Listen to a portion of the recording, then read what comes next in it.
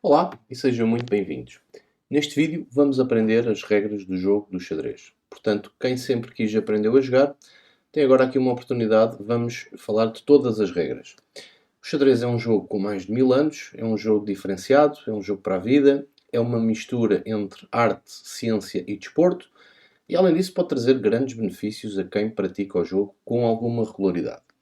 É por isso que eu recomendo o xadrez a toda a gente, independentemente da idade ou do género, até porque o xadrez pode e deve ser usado como uma ferramenta para a vida. Na descrição deste vídeo eu deixei um post que fala um bocadinho melhor acerca destes benefícios, portanto sintam-se à vontade para lerem o post e vamos então aprender as regras deste jogo. Portanto, temos aqui as peças brancas e as peças pretas. As brancas jogam sempre primeiro. A posição inicial consiste nesta posição, portanto, 8 peões para cada lado, à frente de 8 peças, peças essas que são as torres nos cantos, seguido de 2 cavalos, 2 bispos, uma dama e um rei. Rei branco em casa preta e rei preto em casa branca. Agora vamos falar aqui do palco de toda a ação, que é o tabuleiro. Vamos ver só aqui umas coisas. Portanto, são 8 casas por 8, fazem um total de 64 casas. Temos aqui as coordenadas nas bordas do tabuleiro. Portanto, aqui temos de A a H. Isto referencia as colunas, ou seja, aqui a coluna A, coluna B e assim sucessivamente até a coluna H. E aqui, deste lado, vemos aqui de 1 a 8, são as linhas, linha 1, linha 2 e assim sucessivamente até à linha 8. E para que é que isto serve? Isto serve para referenciar os lances. Por exemplo, se vier aqui parar um cavalo a esta casa, nós simplesmente dizemos cavalo E4. Um pormenor importante acerca do tabuleiro é que a casa inferior esquerda é sempre uma casa escura. Portanto, se acontecerem virem num filme ou numa série uma casa branca aqui no canto inferior esquerdo, como eu já vi montes de vezes, eles simplesmente estão a jogar com o tabuleiro ao contrário.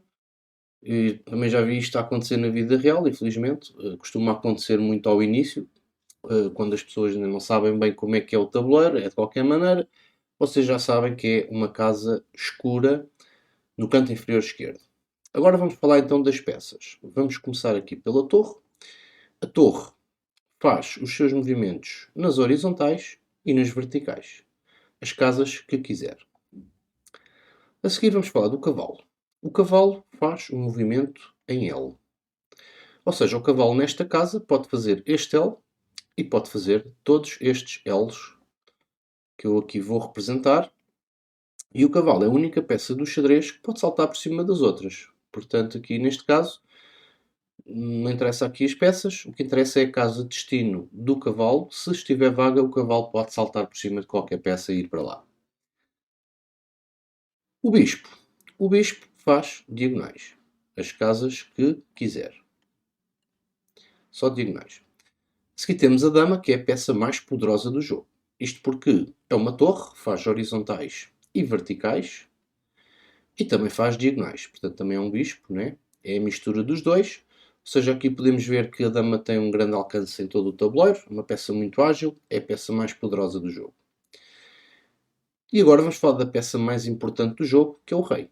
O rei, porque é que é a peça mais importante? Porque se levarmos checkmate no nosso rei, acabou o jogo, perdemos. E se dermos checkmate no rei adversário, ganhamos. Os movimentos do rei são iguais aos da dama, mas apenas uma casa. Ou seja, uma casa em qualquer orientação, em qualquer sentido. E os reis nunca podem aproximar-se um do outro. Têm que estar sempre a uma casa de distância. Ou seja, neste caso específico, estas 3 casas estão interditas a qualquer rei. Vamos então falar do peão. O peão é uma peça que só se movimenta em frente, portanto não anda para o lado nem para trás, e captura na diagonal uma casa. Na sua primeira jogada, o peão pode andar uma ou 2 casas, só na primeira jogada. E depois só uma de cada vez. Portanto, podemos jogar aqui o peão uma casa e depois outra de cada vez, ou 2 casas aqui no primeiro lance e depois uma de cada vez. E quando o peão chega à última casa, promove na peça que nós quisermos. Normalmente vamos escolher o quê? A dama, porque a dama é a peça mais poderosa do jogo.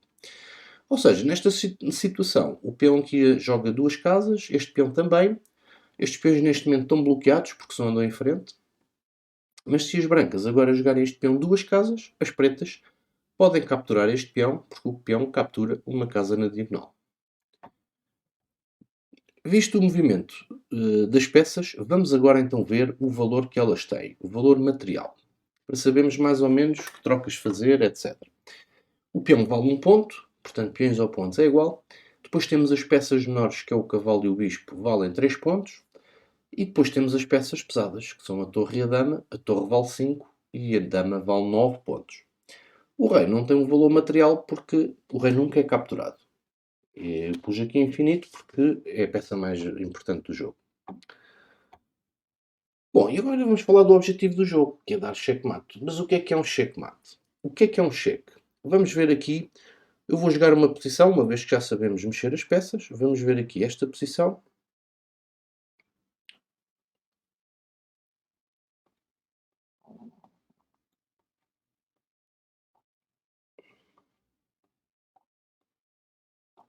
E agora as brancas jogam bispo B5, cheque. Bom, e cheque porquê? Porque o bispo faz diagonais e reparem que nesta diagonal o rei laser do bispo está a tocar no rei adversário. O cheque é uma ameaça direta ao rei. O rei tem que se defender imediatamente. Se o rei não se conseguir defender, então eis que temos o checkmate. Neste caso, temos três maneiras de defender o cheque. A primeira é simplesmente capturar a peça que está a dar cheque. Neste caso é possível. O cavalo captura o bispo e acabou o cheque. A segunda maneira é a interposição, ou seja, pormos uma peça à frente da peça que está a dar cheque. Neste caso, o bispo está a dar aqui o cheque na diagonal. Pormos uma peça numa destas duas casas. Temos várias hipóteses. O cavalo aqui para trás. O peão uma casa. O bispo aqui. Este cavalo também pode defender. E ainda tínhamos a dama aqui.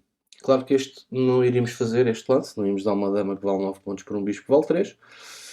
E como última hipótese, ainda podíamos fugir com o rei da casa do cheque, simplesmente esquivando o cheque. Então e o checkmate? Vamos ver aqui um exemplo ou dois de checkmate. Eu vou-vos mostrar o checkmate mais rápido do xadrez. Aqui e agora as pretas jogam dama H4, checkmate. Pimba, já está. Porquê que é checkmate? Porque a dama ataca o rei na diagonal, em cheque. Não há nenhuma peça que possa capturar a dama. Não há nenhuma peça que possa interpor aqui nesta diagonal, porque o cavalo, por exemplo, faz elos, portanto não chega lá. O bispo só faz diagonais, portanto a única casa de fuga do rei seria esta, onde não poderia jogar porque continuaria atacado em cheque. Portanto, isto já nem acontece, o rei não é capturado, simplesmente temos checkmate, acabou o jogo, vamos começar outro ou vamos para casa. Eu vou-vos mostrar agora o mate que se costuma aprender muito ao início, que é o mate pastor. Vamos ver então. As brancas jogam aqui a dama e um instinto muito natural dos iniciantes é jogarem este peão aqui, que é para tirarem daqui a dama, assustam-se com a dama. Mas isto é um erro grave, porque aqui a dama já estava a atacar este peão, ou seja, a dama aqui captura com cheque. O rei tem que defender agora a ameaça, não consegue jogar para a frente, tem que interpor com uma destas peças, e agora não interessa a peça que joga, já vai perder uma torre. Ou seja, este lance é um erro grave, não pode ser feito. Então vamos supor, em vez que os pretos jogam o cavalo aqui. E desta maneira já estão a defender o peão. Agora, se a dama capturasse o peão, o cavalo capturaria a nossa dama. Tínhamos perdido a dama para um peão, não rende. Portanto, aqui as brancas jogam aqui o bispo. E reparem que já temos duas peças a atacar um ponto. Agora sim as pretas jogam este peão e bloqueiam a diagonal da dama. A dama volta para aqui. E agora se as pretas fizerem um lance casual como este, a dama captura aqui o peão, entregando o checkmate. Porquê que é checkmate? Porque a dama ataca o rei, cheque. O rei não pode capturar a dama porque está defendida pelo bispo. E também não pode fugir para nenhuma destas casas porque a dama está aqui a controlar esta horizontal. E assim temos o checkmate pastor. Agora que já vimos o que é o cheque, o checkmate, vamos ver dois movimentos especiais do xadrez. Portanto, nós vimos o movimento normal de todas as peças e existem dois movimentos especiais e vamos ver quando é que eles podem ocorrer. O primeiro, o primeiro é a captura na passagem. Ou seja, nós vimos aqui, por exemplo, jogam as brancas, jogam aqui o peão. Nós vimos que as pretas simplesmente podem capturar este peão. A regra da captura da passagem diz assim: quando um peão, no seu primeiro movimento, joga duas casas e fica ao lado do peão adversário, o peão adversário, pode capturar o nosso peão tal e qual como se ele tivesse jogado apenas uma casa. Ou seja, as brancas aqui, se jogarem o peão duas casas, fica ao lado do peão adversário, este peão pode capturar aqui, ok? Tal e qual como se o peão tivesse jogado apenas uma casa, aqui. Só e nesta exceção, portanto, o peão avança duas casas no seu primeiro movimento e fica ao lado do peão adversário. Este pode capturar aqui agora. Mas tem que ser agora, porque se fizerem outro lance tipo o rei aqui, agora já não podem capturar, já congelou, já passou a vez, já não dá. Agora vamos ver o outro movimento especial, que é o roque. O roque é uma jogada de rei, mas que ocorre entre o rei e uma das torres. É uma jogada de rei porquê? Porque a primeira peça que nós mexemos no movimento do roque é o rei. Se estivermos a jogar um torneio e tocarmos numa torre, o nosso adversário pode nos obrigar a jogar a torre e não há roque. É um movimento de rei e serve para resguardar o rei, para tirar o rei mais do centro do tabuleiro. Temos o roque curto e o roque largo. Tanto num movimento como no outro, o rei anda sempre duas casas. Ou seja, o roque curto, o rei anda duas casas para aqui e esta torre vem para o lado. E no roque largo, o rei anda duas casas outra vez e esta torre vem para o lado. Ou seja, roque curto, oi, e roque largo. Ok? Condições para poder haver roque. A primeira é que não pode haver peças entre o rei e a torre em questão. A segunda é que nenhuma das peças pode ter mexido até então. Ou seja, se eu joguei a torre e voltei para trás, já não há roque curto. O mesmo vale para esta torre e o mesmo vale para o rei. Se eu já mexi o rei e voltei atrás, já não tenho qualquer roque. Outras condições para não poder haver roque. Se o rei estiver em xeque, se o rei no movimento do roque passar por cheque, ou se o rei depois do movimento do roque ficar em cheque. Vamos ver estes três exemplos. Vamos ver aqui com o cavalo. Vamos supor que aqui o cavalo joga aqui, cheque. Neste momento o rei está a ser atacado, não pode rocar. Se o cavalo estivesse aqui, poderia haver roque? Curto, sim. Grande, não, porque o rei, no movimento do roque, passaria por uma casa atacada pelo cavalo. Portanto, não é possível. A mesma coisa, por exemplo, era se tivesse aqui um bispo. Reparem que o bispo também ataca esta casa e o rei, no seu movimento do roque, passaria por cheque. Não é possível. E por fim, o cavalo estando aqui, também não era possível. Porque depois do grande roque, o rei ficaria em xeque, jogada ilegal, não é possível. Bom, e temos todos os movimentos vistos. A partir daqui vocês já sabem jogar xadrez, pelo menos já sabem mexer as peças. Mas eu disse que ia falar de todas as regras, portanto vamos ver o que nos falta, que é as regras de empate. Temos aqui insuficiência de material, isto é, por exemplo, dois reis acabam o jogo sozinhos, portanto não há peças para dar checkmate em empate, por insuficiência de material. Se houver só uma peça menor, também é insuficiência de material, portanto um cavalo ou um bispo não chega para dar checkmate ao adversário. No entanto, um peão não é insuficiência de material, porque o peão ainda pode promover numa torre ou numa dama, e essas sim dão mate ao rei adversário, ou podem dar. A seguir temos o cheque perpétuo. O que é um cheque perpétuo? Um cheque perpétuo é quando um jogador está a dar cheques ao outro rei, não consegue dar checkmate, mas também e o adversário não consegue defender destes cheques eternos. Vamos ver aqui um exemplo disto. Vamos supor aqui. Ou seja, reparem aqui, as pretas estão a ganhar o jogo, têm 3 peões a mais e ameaçam dar checkmate numa jogada. Mas são as brancas a jogar. E o que é que as brancas têm aqui? Têm o cheque perpétuo. Como? Cheque, cheque, cheque, cheque. Reparem que a dama à frente do rei, o rei nunca consegue subir, porque a dama controla estas três casas. E aqui as brancas simplesmente vão dar cheques perpétuos. O rei não se consegue defender. Empate. A seguir, acordo entre os jogadores. Um jogador pede empate ao outro, o outro aceita. Está acordado o empate. A seguir temos a repetição da posição 3 vezes. Vou dar um exemplo muito simples disto. por exemplo aqui.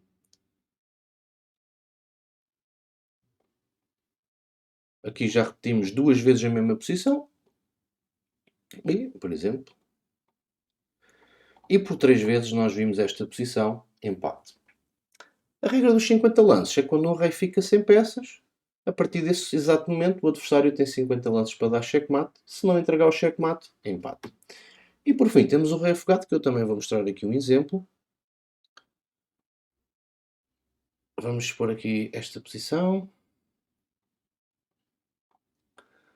E jogam as brancas. As brancas jogam aqui a dama. E aqui temos o rei afogado. Porquê? Não há lance para as pretas. As pretas têm aqui um peão que não pode mexer, está bloqueado por outro peão. E o rei simplesmente não pode jogar para nenhuma casa porque estas casas estão atacadas ou controladas pela dama. Ou seja, o rei preto não está em xeque, portanto nunca seria checkmate. Simplesmente o rei, como nós já vimos, não pode jogar para uma casa que esteja ameaçada. Uma casa que já está atacada. É ilegal, simplesmente. Ou seja, não tem lance legal, é empate. Rei afogado. Bom, e sendo assim, temos todas as regras vistas. Bastante simples, não é? Há coisas que também vêm com a experiência. Portanto, quem quiser começar a fazer os seus primeiros jogos, eu recomendo que faça de preferência ao vivo. Mas quem quiser começar já a jogar na net e não tiver a possibilidade de jogar ao vivo, eu vou-vos dar aqui os 3 melhores sites de xadrez da atualidade. São estes 3 sites. Dê uma vista de olhos a todos, se quiserem. Podem jogar gratuitamente em todos. Eu vou-vos mesmo recomendar o lixesse.org, que é totalmente grátis. Tem muitas coisas, tem torneios, tem puzzles, tem jogos individuais, como os outros. Tem muita coisa, tem estudos, etc. É muito leve, é totalmente grátis. Por isso experimentem, não tenham medo. Não... Há um sistema de... Vocês só vão jogar com jogadores da vossa força. Há um sistema de rating ou de ranking, que no xadrez se chama OL, que equilibra os emparceramentos. Portanto, vocês vão sempre jogar com jogadores mais ou menos da vossa força. Portanto, sem receios. E por hoje é isto. Espero que tenham gostado do vídeo. Se for esse o caso, agradeço muito os vossos likes. Subscrevam o canal, ativem o sininho das notificações todas, para não perderem pitada. Vamos aqui continuar a falar de xadrez elementar e depois avançaremos, com certeza. Eu espero ver-vos então no próximo vídeo. Até lá.